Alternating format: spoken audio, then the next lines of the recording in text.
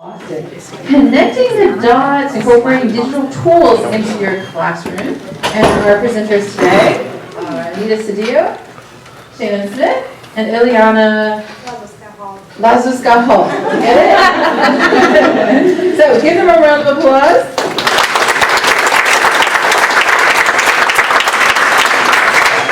Thank you for coming. Now we're going to start out with a poll at the beginning of the presentation instead of the end. So as you can see, we have 3 questions that we'd like you to, simple yes or no, doesn't take a lot of thought, okay? You can use the same number because it is quite lengthy for each response, okay? So when you do the 1747, 444, 3548, and do your yes or no, you can, when you go to the next poll, you can use that same number and text your response. So we'll let you answer this. Have you ever used RSS feeds in your classroom?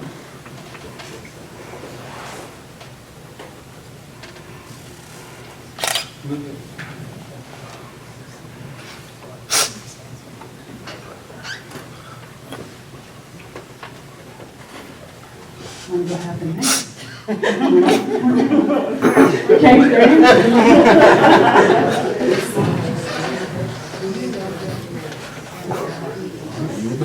It's trying.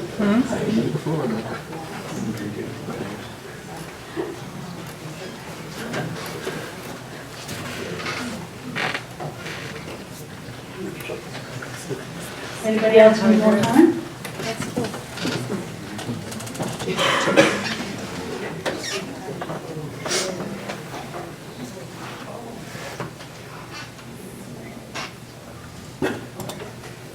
I'm writing that down because I'm old and I can't remember back at slide 1. All right. Next, have you ever used Pinterest in your classroom?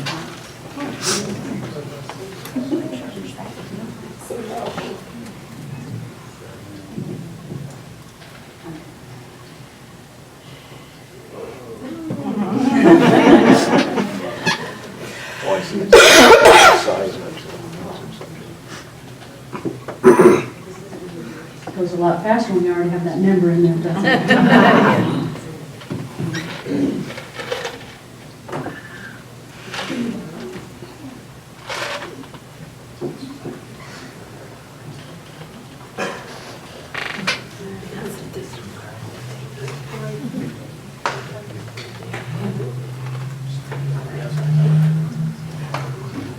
All right, your poll's over if you haven't answered. And have you ever used Facebook in your classroom?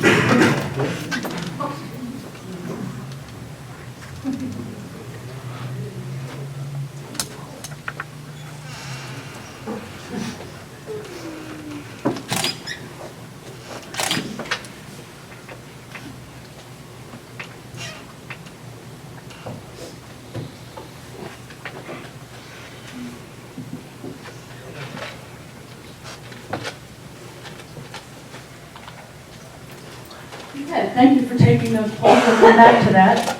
I guess you can probably tell what's ahead.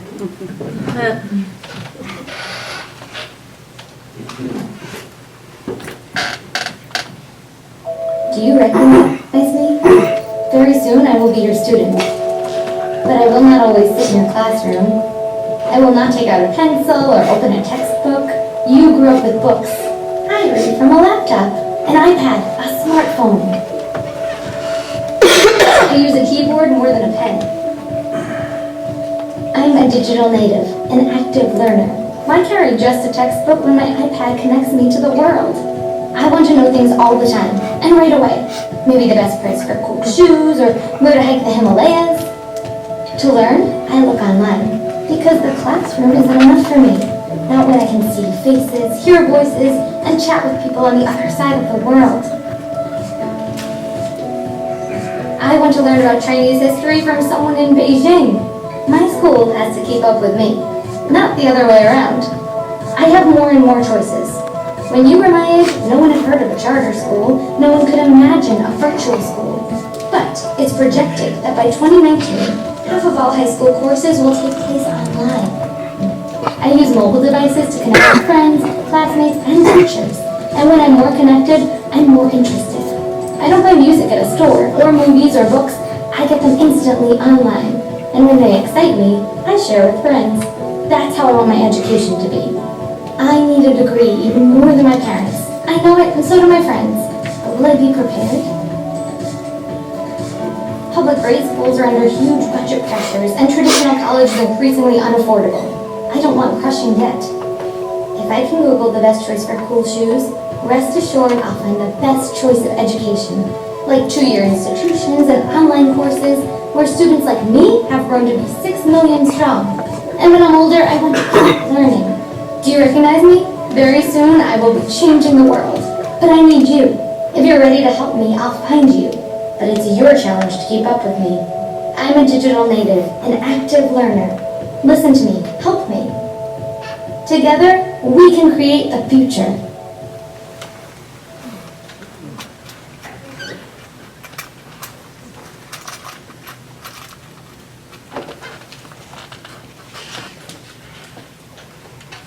It is harder to keep up with these digital natives that are coming into our classroom. So now it's your turn, hopefully, to learn a few tools that you can put in your instructional tool belt and take them and go where the students are, and hopefully come up with some methods in which you can use some digital tools. My whole philosophy when we encountered this whole project was to keep it simple and easy because we all have time constraints. So these tools that we show you today are very simple and easy to use and don't take as much effort as you would think. The first tool, how many people have seen that symbol when they've surfed the web? How many of you knew what it was? About half. Okay. This is what they call an RSS feed. For a decade, and I was a director of information technology, I had no idea what it was. Thought it was some foreign extraterrestrials that communicated in something very complicated to use. And this project allowed me to research and find out really what an RSS is. It stands for Really Simple Syndication, and simple is the key word there. The great thing about using RSS feeds, how many of you go home and have 3 or 4 different news sites that you go to by going to one site, close that, go to another site, close that, go to another site? Okay?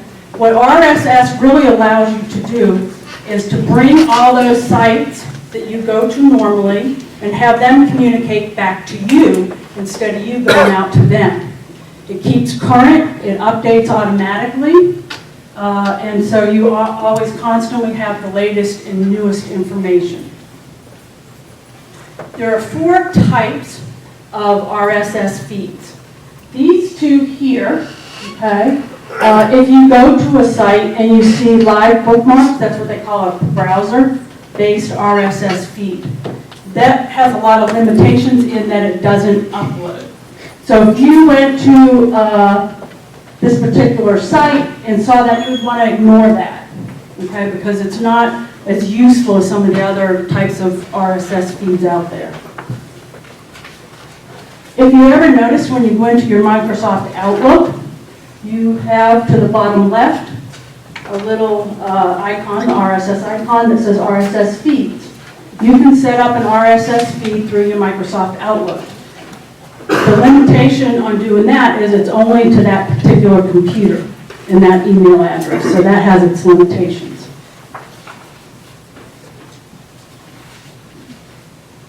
This is the best opportunity to use RSS feeds when it comes to student learning. The other 2 types, and I put this in a Blackboard shell. In my law enforcement class that I teach last year, I had this great idea of Hot Topic Thursdays, where students were assigned to bring in a current law enforcement hot topic out there. And I was really dismayed by some of the information that they brought back. And that's one of the cool features of having a web-based RSS feeder, is that you as the instructor control the sites that they're going to and where they're getting their information. Okay? Studies have shown that students like that because it's passive for them and it's finite. And they don't do a Google search and just get all this information and get overwhelmed. Okay, the instructor controls it. If you have a subscription to a particular RSS feed or particular site, the students get the benefit of your subscription and get access to the same information. So in law enforcement, that's really good because there's a couple really good sites that I subscribe to, but they couldn't. And so they get the benefit of that information. So in this particular one, this came from feedreader.com. Very easy to set up. Okay, as you can see over here on the left, I have several categories of feeds coming in, all related to that particular course. To add a feed, okay, you just click Add Feed. So in this particular case, say we wanted to take that WTXL.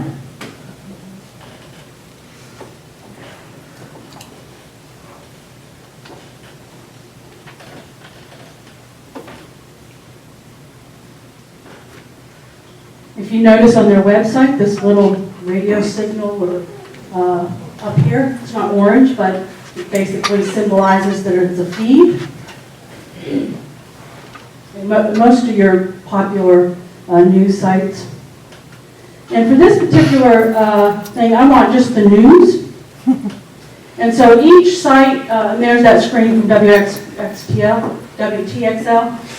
This particular site has a lot of content, so many of the sites you go to will break down the RSS feed so that if you don't want sports or whatever else they have to offer equipment, you can just get the particular feed for the information that you want to use. So all you would do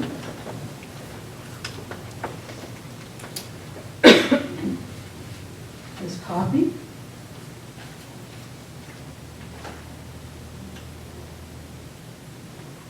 Go to my feed reader, paste.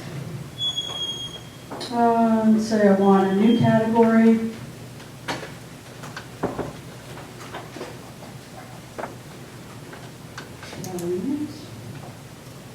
Add the feed, and there you go. So now in with the rest of my feeds is information coming from WTXL News. So that's one way you can set up a feed from a web-based. The other one, there are plenty of apps, feed reader apps out there. But what I like about this one, Feedly, you just go to feedly.com, is it's cloud-based. So all of you who raised your hand and said you go to these 3 or 4 different news sites when you get home, Feedly's are good because not only can you have it on your computer, you can have it on your iPhone, you can have it on your iPad, your Android. It works with any of them, okay? And so no matter what device you have and where you are, you're constantly being updated with the feeds that you add to your feed reader, okay? And just for an example, I put this Police One website that I get information from that's very good for students. Now, you probably want to know, how can the library help me? Ileana, can the library help me with RSS feeds? Let's think about it.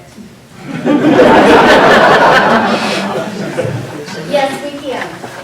And before this presentation, I need to know they already search on a topic called Stop and Frisk for her class. She doesn't know anything about law enforcement. And we actually added the persistent link from the database to the Blackboard, and you can see right here. So other terms used for persistent links are permanent, stable link, durable. Use of persistent links is restricted to currently enrolled DCC students, faculty, and staff. Thus, these links will provide constant access to a specific article without violating copyright restrictions. As you can see, it gives students, or to me, when I click on this link right here, without signing in, will lead me to the library resources. Now, this will found so many articles, 26 articles here. Under tools, as you can see, you can create search alert. The first option you have to actually provide your email address and choose how often you would like to receive these articles, updated articles to your email. If it goes to your email address, you don't even have to log in over the library access, it already will come to you. Second option, basically RSS feed, you basically copy and paste this URL to your reader. That's it, very simple. Great, thank you. Another feature we have here, as you can see, share. What can you share here? Besides Facebook, Twitter, you can use also Pinterest. I think I was going to ask at the beginning how many people know what Pinterest is, but I see that we have at least 2 faculty, I think that's what our poll said, that are using, 3 that are using Pinterest currently in their classrooms. That's great. I'm just curious to know if that working for you or how well that's working for you. If those 3 people want to share, share their hands. Does it work well for you? Mm-hmm. Yeah. Okay. Pinterest kind of came about, for those of you who aren't sure what Pinterest is a digital pin board, okay? It's simply just a digital tool that allows you to take things that you have interest in, that you want to keep and hold on to. Instead of it out there on a cloud, it's on a digital pin board. And so some time ago, Pinterest is a favorite pastime of mine. It's one of those things that I like to do when I have a few minutes and I don't need a lot of brain thinking power, brain cells. And pin things that are interesting to me, and I thought, how can I use this to, teaching tools? And so I created a board that is called Teaching Tools on my personal board for things that I wanted to share in my classroom, things that I thought were beneficial, that I could refer back to, that I could take to my students. And so I started using that in the classroom. And then I noticed that students were talking about Pinterest and the things that they do with social media. And I thought, well, they are already out there on Pinterest, and I'm on Pinterest, so how do we kind of make those 2 things come together? How do we connect those dots? And what I chose to do is to create another account, separate account, so it's totally separate from my personal account. And it's called TCC Surgical Technology. So here's our board. Now, if you're faint of heart, you may want to not look too closely at some of these things. Remember, it's surgical technology, we're healthcare professions, so it's a little different. But what I have here are boards that I have categorized by body systems and surgical specialties, and pin things to these boards that are pertinent for my students to use. One of the things that I really like about Pinterest is that, you can go on Pinterest and look around. You don't have to have an account to browse through there. But if you want to pin something, you do. It's free. It takes just a couple of seconds to set up, literally.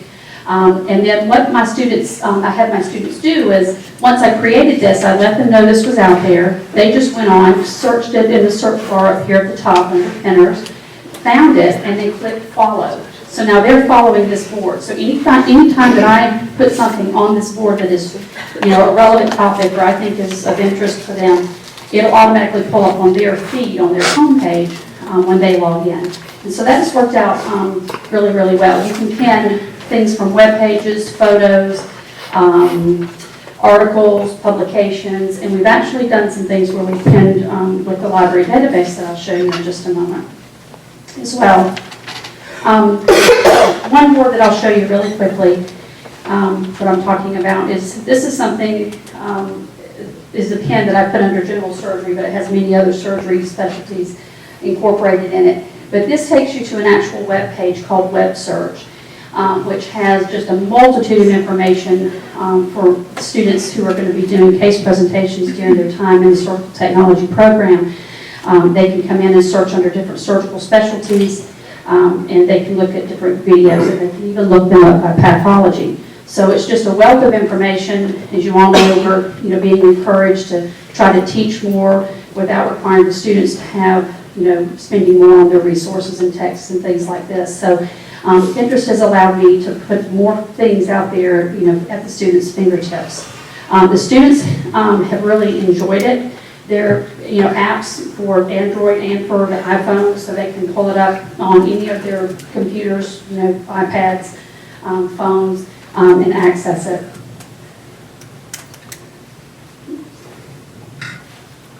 Shannon? Yes. Did you want to hear from this? Yes. I was curious to see, I'm sorry, I was curious to see how it's working in your classroom.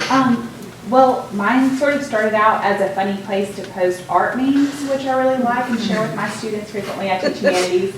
But it has really kind of evolved into this thing that we share together, and I actually was able to put a link right in my Blackboard site so they can link to my humanities Pinterest page. But I post additional images, so our textbook will have one image of the Last Supper, and I can post additional images that show them news articles about X-ray techniques and all kinds of different sort of supplemental materials through Pinterest and link it to our Blackboard, and it's been really helpful. Good. That's, I think, one thing that maybe I forgot to mention was once I created this board, I went into the Blackboard page for the course and just created a web link. So it will take the students directly to it. They can just click on Pinterest and it'll take them to what's being pinned there.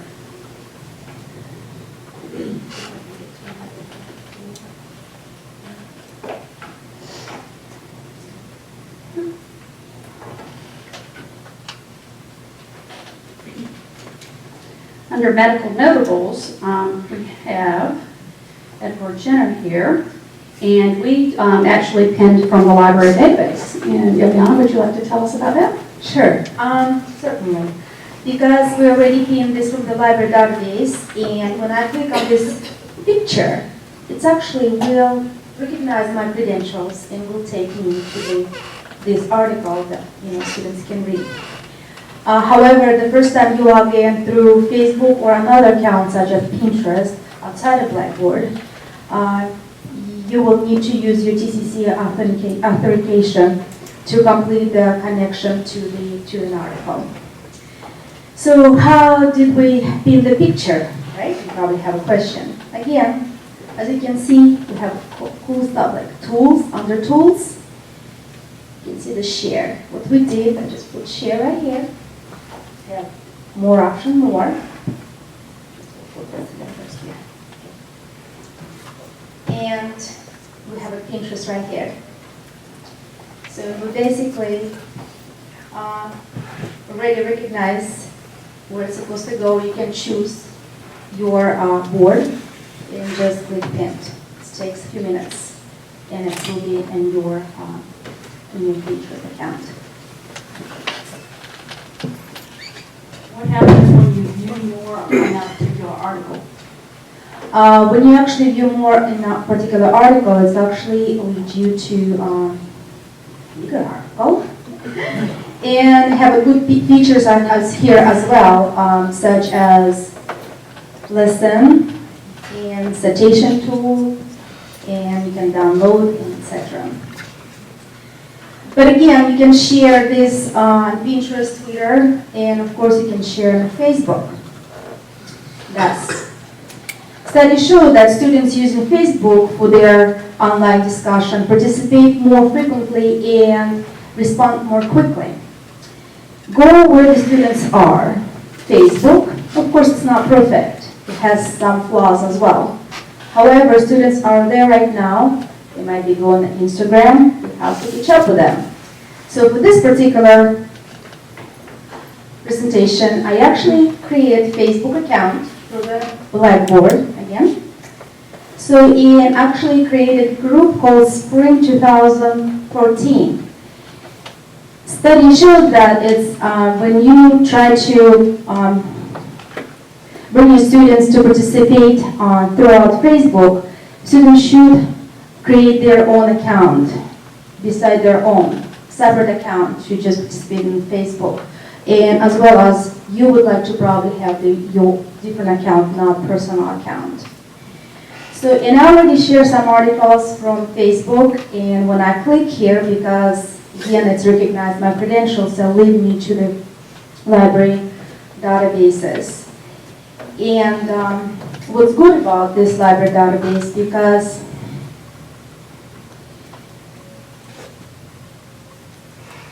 students should, they have like that, you can download Pt.3 player as well as you can feature like listen. And it's actually you can listen to different speeds. It can reach you different speeds. Students also can search article right here and share through Facebook or Twitter, etc. How did I do that? Basically, I just copy this one title, and I go to Facebook account because it's already recognized me because I'm already logged in. So, and let me make it a little bit bigger. I will go to share in the group, and also I need to provide the name of the group, which is called Spring 2014. Put the name of the article, and I can share. So in this article, students will see on Facebook, so they can reply frequently, and it's available.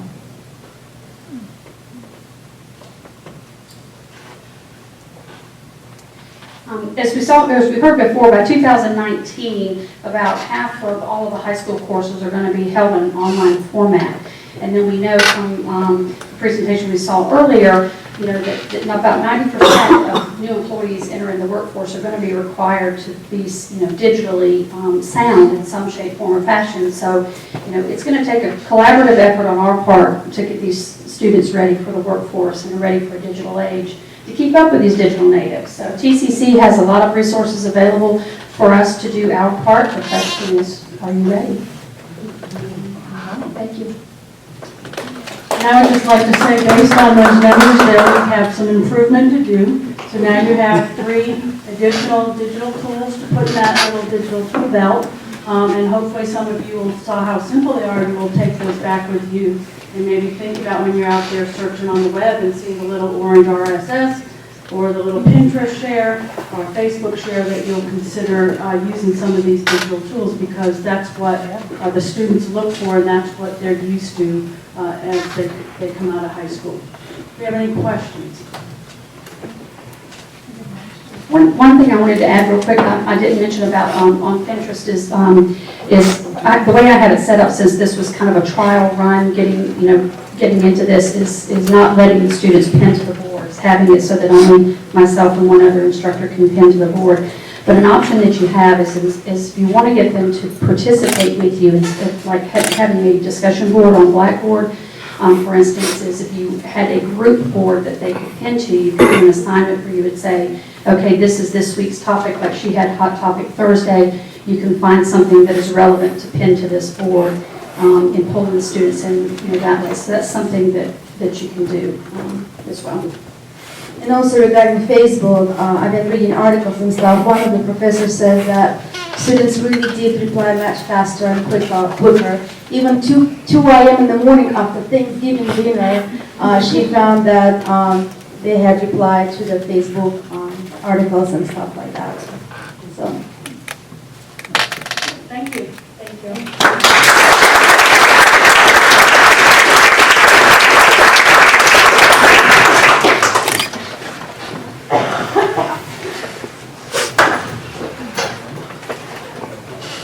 Excellent. Great job on all the presentations.